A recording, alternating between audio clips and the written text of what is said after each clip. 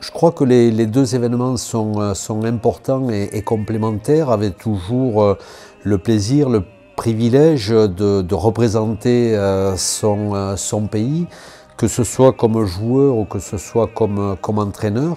On a toujours cette, je dirais, cette envie de représenter au mieux son pays, bien évidemment dans deux événements différents. Donc avec deux objectifs différents, et je crois que les objectifs sont complémentaires, mais l'objectif principal est de représenter au mieux le maillot de son pays.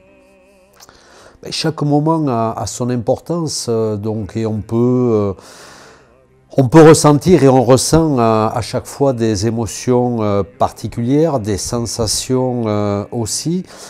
Donc là aussi c'est un tout qui se construit dès la préparation, ensuite dans l'action, dès qu'on rentre en action et dans la compétition elle-même, et dans l'après aussi où on se remémore un petit peu toutes ces sensations, et je crois que c'est un tout qui fait que ces événements restent particuliers.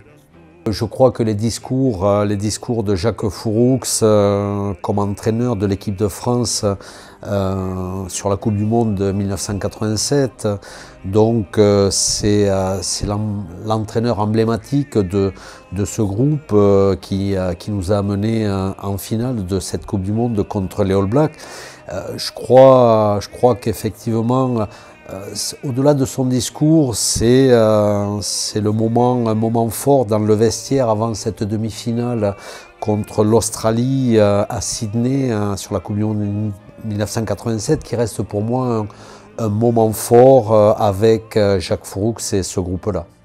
C'était les mots qu'il savait trouver en fonction des hommes, en fonction du moment. C'était les mots qui sonnaient justes et forts, qui permettaient à ce groupe de se retrouver. En tous les cas, ce groupe-là se retrouvait dans le discours de Jacques Fouroux, et on en avait sans doute besoin, on en avait envie, c'était pour moi en tous les cas, c'était un plus. Ce sont des moments privilégiés, c'est difficile de ressortir des phrases ou de ressortir de ce contexte-là. Je crois que ce sont des phrases qu'il faut vivre sur le moment. Et pour moi, c'est difficile de les sortir hors contexte, et donc ça restera pour moi important de les garder intérieurement.